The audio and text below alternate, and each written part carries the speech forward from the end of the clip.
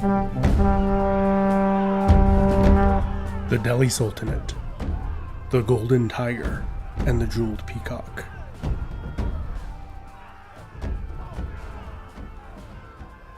For more than 3 centuries, a powerful sultanate emerged from the strategically located city of Delhi, which controlled the choke point between the Ganges and the Indus River Valley systems. At the height of its power, the Delhi Sultanate nearly conquered the entire Indian subcontinent, covering most of the territories of modern-day India, Pakistan, and Bangladesh. The Sultanate defeated the massive Mongol Empire's attempts to annex India, and it became a refuge for those fleeing the Mongols. The origins of this fabulously wealthy and powerful sultanate were far different from the heights to which it rose to. The founders of the dynasty that established the sultanate were neither the sons of kings, clerics, great warriors, or wealthy merchants, but instead, they were born into a social class where their birthright was less than nothing. In fact, they didn't even own themselves. They were bought and sold multiple times. Some lost their freedom when they were sold by their own family members. In the latter half of the 12th century, while kings, emperors, and warlords determined the course of nations, a seemingly insignificant event was unfolding. In a East Persian town, a young Turkestani boy, who would later change the course of history, was being auctioned off. An elderly local magistrate purchased the boy. Luckily for the child, the old man was relatively kind. He raised him alongside his own sons and taught him valuable skills, including how to read and write, ride a horse, and how to shoot a bow and arrow. After the old magistrate died, his sons needed some extra cash, so they sold him to a merchant who later resold him to Muhammad of Ghor. Muhammad of Ghor was from a long line of aristocratic, brutal warriors from what is now Afghanistan. And what was extremely unusual for the time, he got along really well with his brother, Ghiyath al-Din Muhammad. Instead of killing each other, like many other powerful brothers of that era, they ruled alongside each other as joint sultans for 30 years. Periodically, the sultans gave gifts to those enslaved at the palace who did well in their performance review. The new guy, Kutubuddin Aybak's work performance, impressed the sultan. Consequently, he received some lavish gifts. Then Aybak did something unusual. He distributed his gifts among all the other servants who had not received anything. The sultan was so impressed that he gave Aybak something he could not give away, a promotion to some sort of supervisor, and then later to the master of the stables. There, being able to read and write came in handy, and he was promoted to a logistics manager for the sultan's cavalry while on campaign.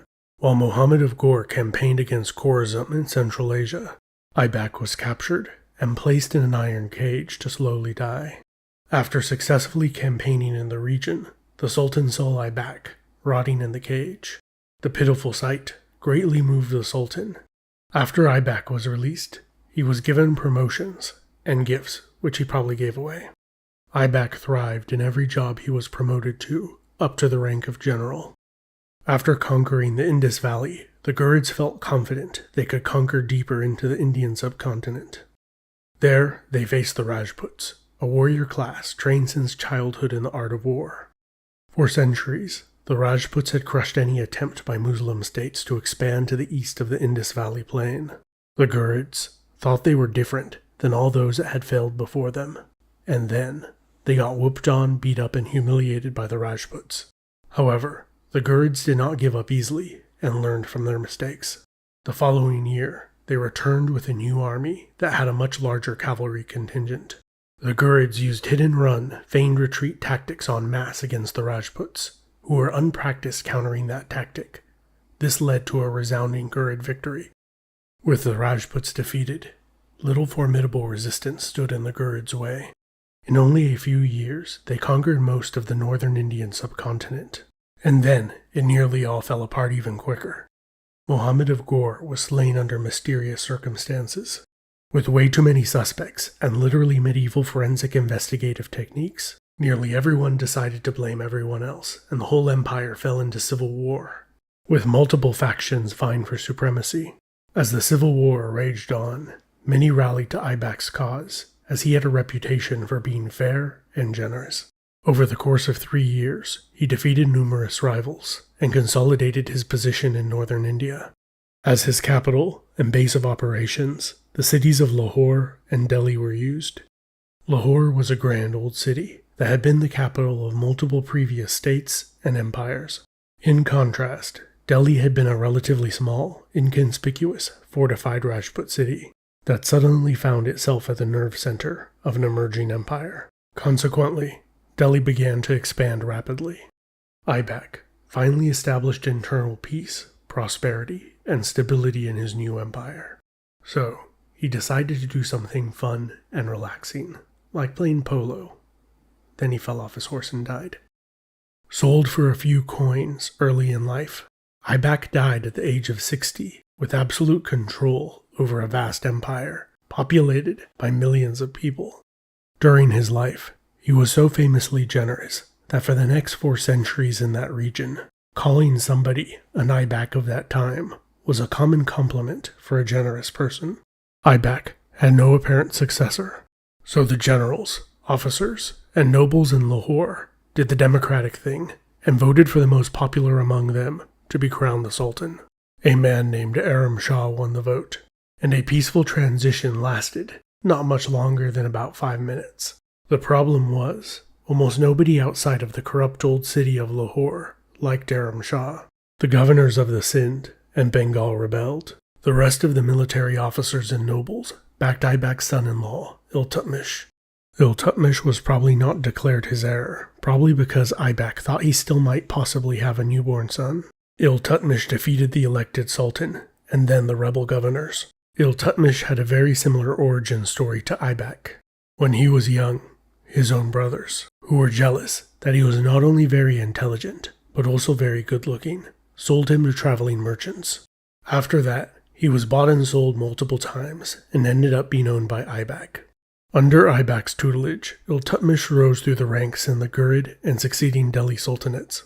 He became considered as Aibak's son, and later, near the time of Aibak's sudden death, he was freed and married one of Aibak's daughters. During Iltutmish's reign, he officially moved the Sultanate's capital from Lahore to Delhi, which began transforming into a grand imperial capital city. As Iltutmish expanded the Sultanate's territory, in the north, the Mongol horde overran the empire of Khorasan. As the Mongols moved westwards, an avalanche of refugees from Central Asia and the Near East poured into the Sultanate. As the entry points into the Sultanate were arduous, either through formidable mountain ranges, deserts, or by finding limited space on a boat.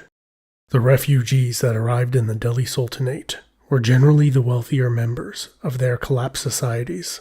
Nobles, military elites, bureaucrats, artisans, architects, merchants, and scholars of all kind poured into Delhi's newly built neighborhoods.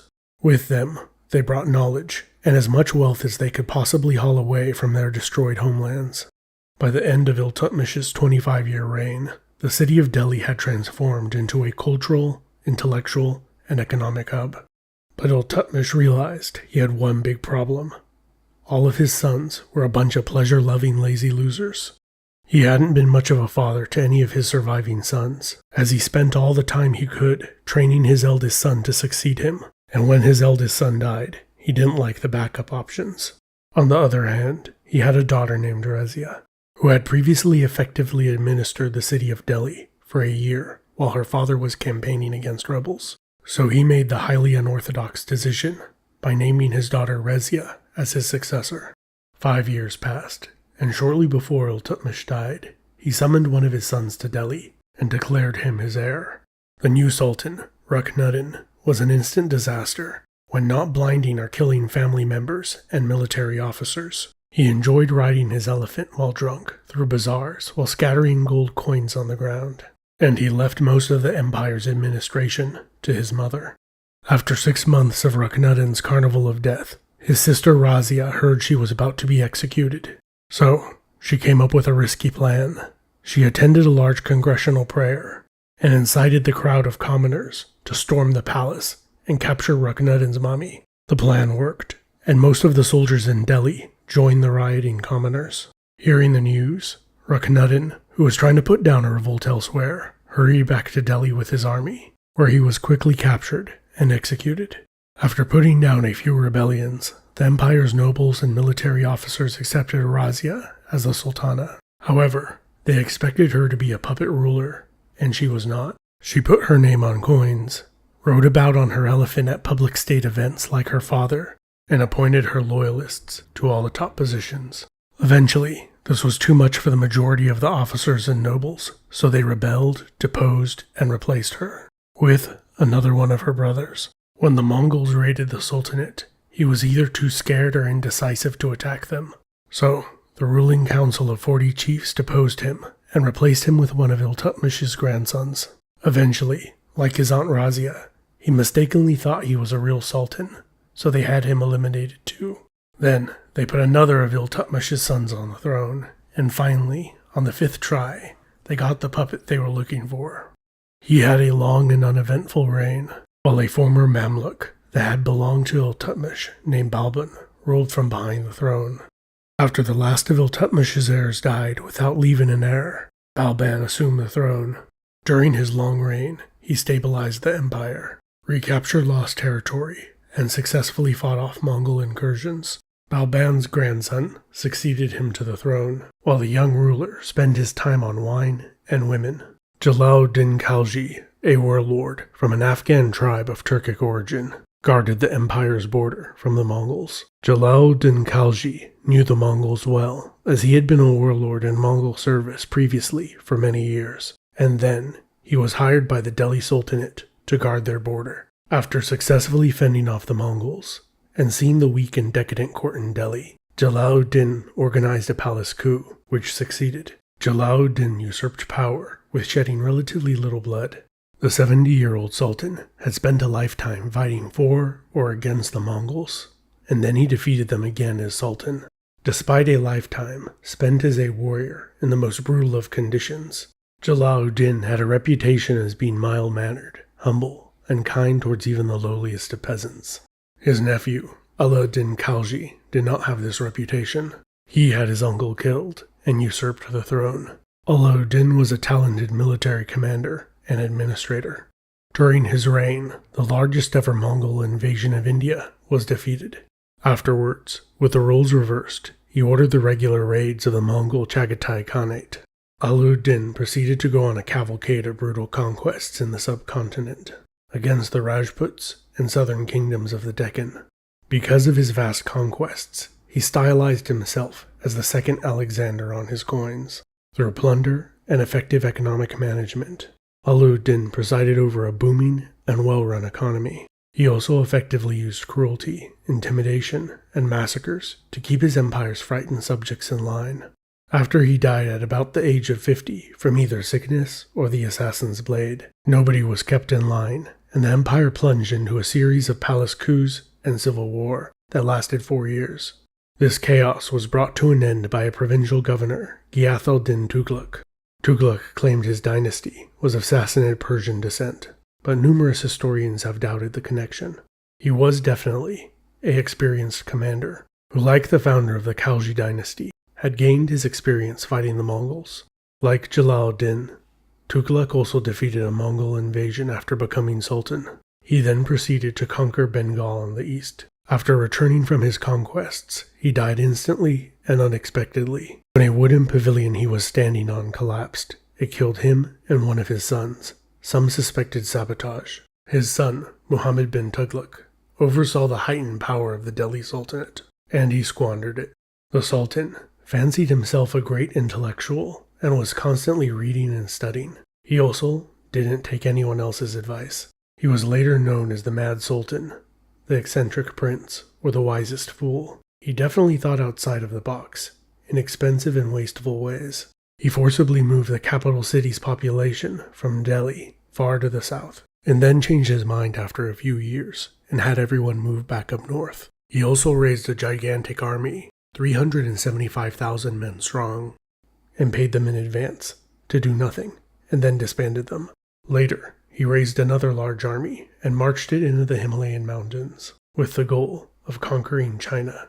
But in reality, he couldn't even contend with the local kingdoms, the cold, and the starvation. After 100,000 men died, he turned around and went home.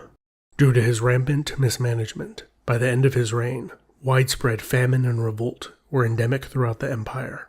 His successor had a long and competent reign where much of the damage was undone. Then, the empire fell into infighting and civil war. This was when the Turco-Mongol warlord Tamerlane invaded. He laid waste to hundreds of thousands and sacked the capital city of Delhi. The Timurid army sacked Delhi for 15 days and then returned with their loot to Samarkand. The Tughlaq dynasty collapsed soon afterwards. The following Said dynasty was a pale shadow of the former glory of the Delhi Sultanate.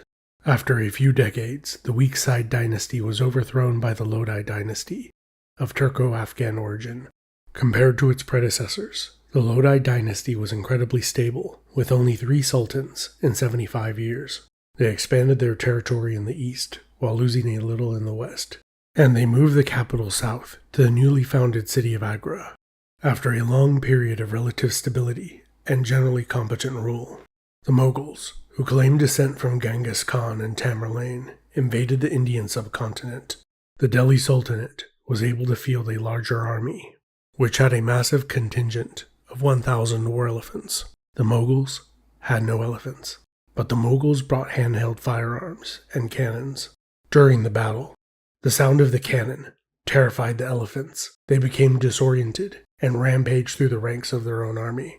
Ibrahim Khan Lodi, the 31st and final sultan of the Delhi Sultanate, died in battle alongside 20,000 of his troops at Panipat.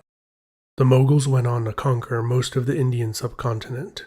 During the centuries of Mughal dominance and decline, the Muslim Mughal emperors used the city of Delhi as their capital city for 230 years. After the eventual fall of the Mughals, to this day, Delhi remains an important global center for politics, economics, and culture. And with more than 30 million people living in its urban area, it is one of the most populated cities on the planet. If you live in or have visited Delhi, what is the best historical places to visit in the city, and what are the best local foods to eat? If you are feeling like an eyeback of our time, please leave a like and a comment letting me know what you thought was interesting in the video. And I would like to thank my channel's patrons that help make videos like this possible. This has been Epimetheus. Thank you so much for watching.